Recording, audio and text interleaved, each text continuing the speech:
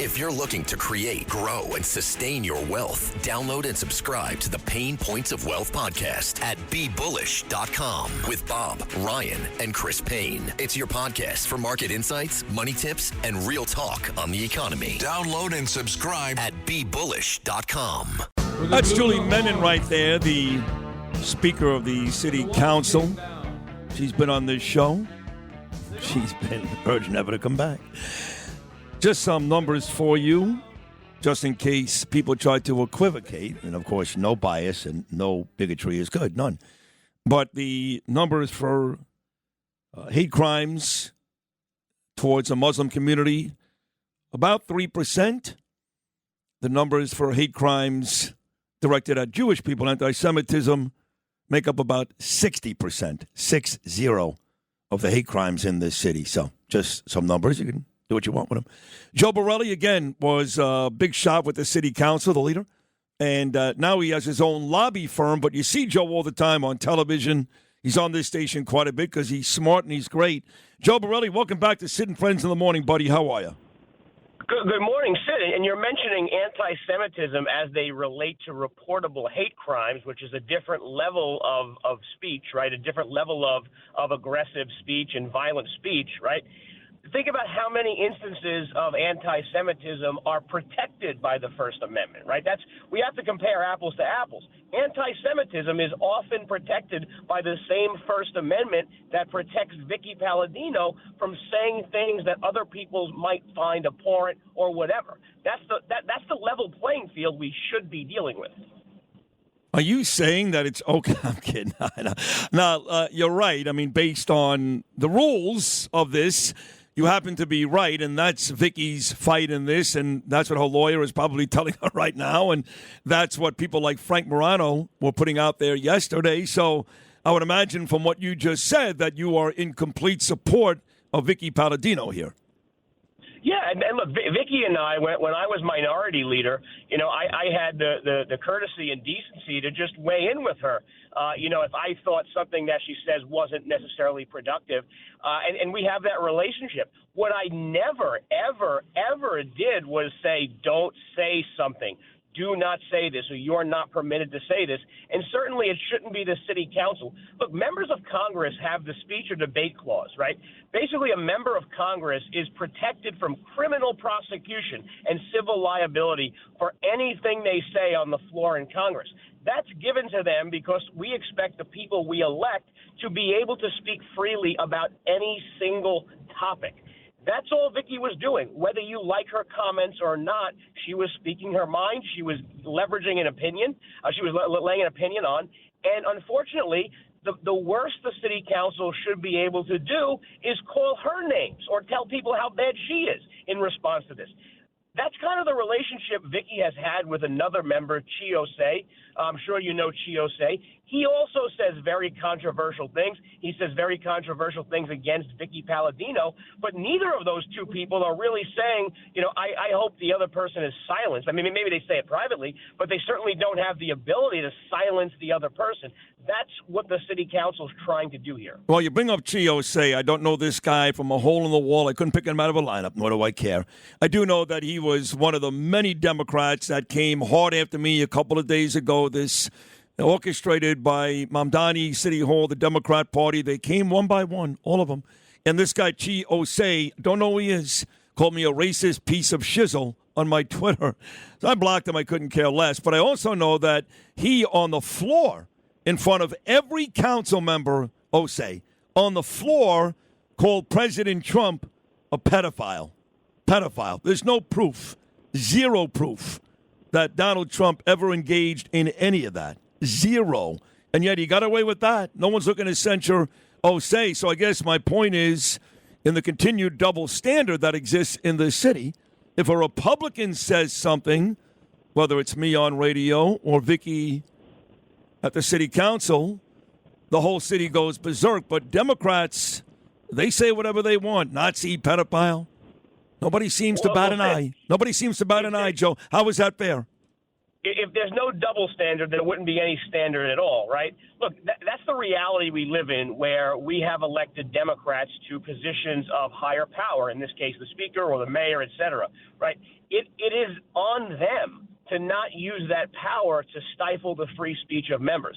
It's perfectly, and by the way, the previous speaker, and I'm sure Julie will at some point do this, it's perfectly within their jurisdiction and power to call out speech they disagree with and say how wrong it is. Just like you're calling out Chiosei, calling him a liar, right? What he said was factually a lie. It's your job as a journalist and as a commentator to call out that lie and expose him to his voters, right?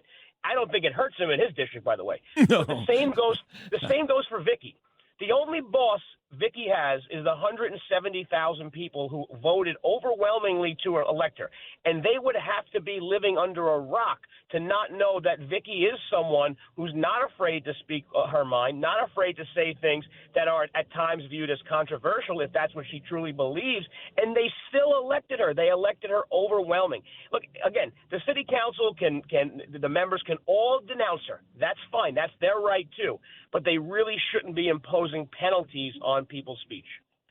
Yeah, I mean, look at the possibilities here down the road. Former council leader Joe Borelli. I mean, let's say the council really does censure Vicky Palladino over her social media post, by the way. Does that not open the door for future councils to start policing speech more aggressively? I mean, can they just all of a sudden create some type of speech tribunal at City Hall where you can get into trouble for saying anything the other side doesn't like? Yeah. I mean, and that's the only outcome. The only outcome is going to be the whataboutism when people like Chiosei or whomever make their own controversial statements that are viewed as anti-Semitic or anti-whatever, right? That's going to be the new standard of the city council. So Julie is inadvertently putting herself in this position where now, because you're the arbiter of what's acceptable speech and not, now you're the arbiter of all speech. So now everybody can go to the principal's office and report someone who was offended. Again, that's not what a legislative, deliberative body should be doing. Again, you're unhappy with Vicky Palladino, don't vote for her. The problem is the people did, knowing exactly who she was. Do you remember in all your years in the council, again, working in politics, Staten Island, New York, do you remember any other politician in this city that, I guess, instilled the fear? I mean, he may call it respect. That's fine. They may say respect. I look at it as fear. The fear that the mayor now has instilled upon the rest of these New York politicians. It seems to me, whether they're the governor, last I checked, governor should be more powerful than the mayor. She's not. Last I checked, it seems like all these politicians, state senators like Chuck Schumer, AGs, everybody that hopped aboard on this effort against me the last couple of days, generated by Mamdani. Do you remember a mayor that had that type of power over the rest of the Democrat Party? No, because no member has run from the radically far left in this city and has won with a significant mandate of voters.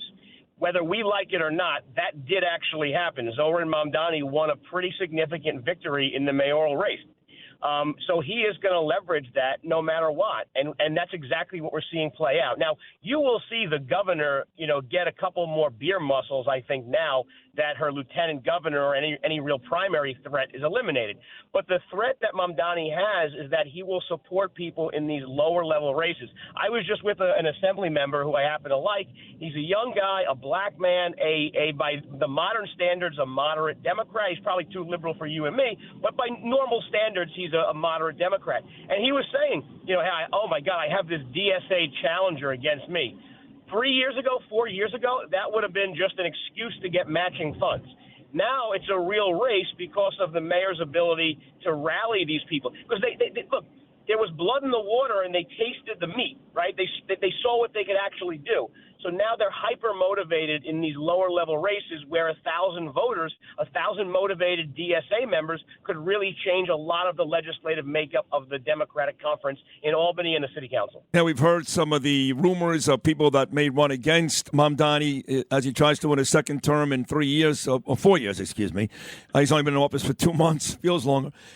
People like Julie Menon, she's floated that idea of running for mayor. Jessica Tisch, our current great NYP police commissioner, PD. She's floated the idea, I guess, hasn't told me, but I heard that on the streets.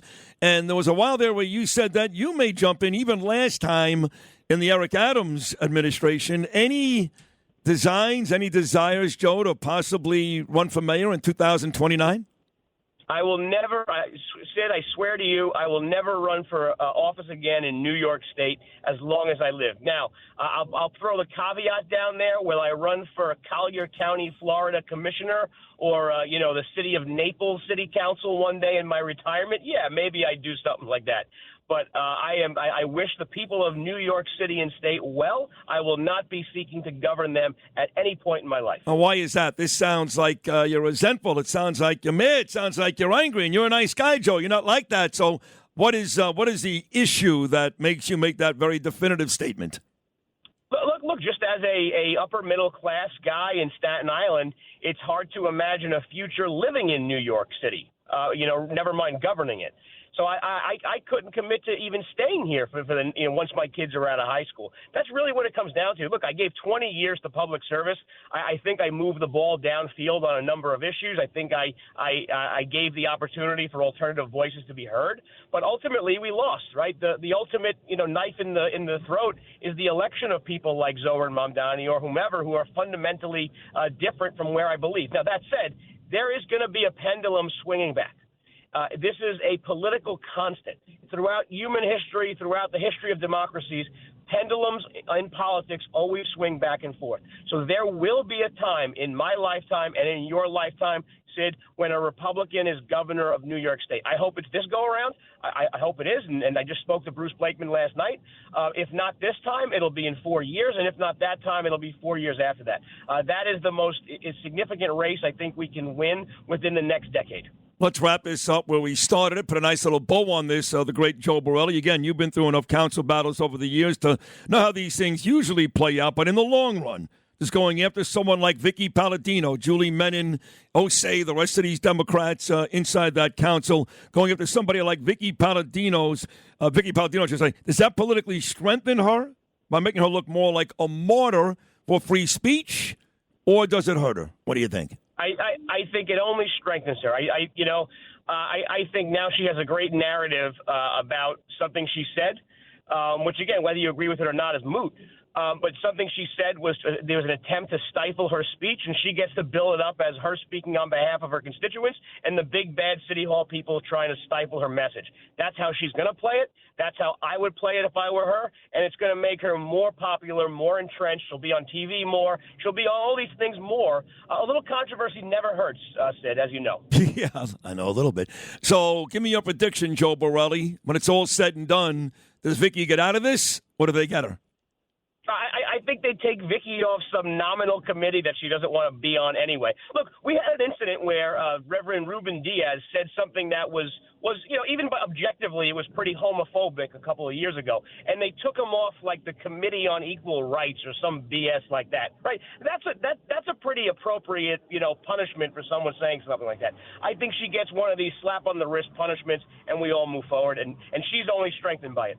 Joe Borelli is always amazing. You really are great. Thank you so much for hopping on this morning. I enjoyed this immensely. Stay well. Keep talking, Joe Borelli. Thank you. Thank you. Take care. God bless. Joe Borelli right there, former city council leader. He's got his own lobby company now, but he's still very active and still very respected, and deservedly so. You hear the man speak in politics here in New York, and that was a great, great take on the situation between Vicky Palladino and the city council. We take a short break. When we get back, there's not a segment on any show, any time, any day, all week long on WABC that gets bigger ratings than this one. Bill O'Reilly and Sid Rosenberg back together again. The best ever, Bill O'Reilly. He's coming up next. Rural Americans deserve access to the best of what our country has to offer, especially health care.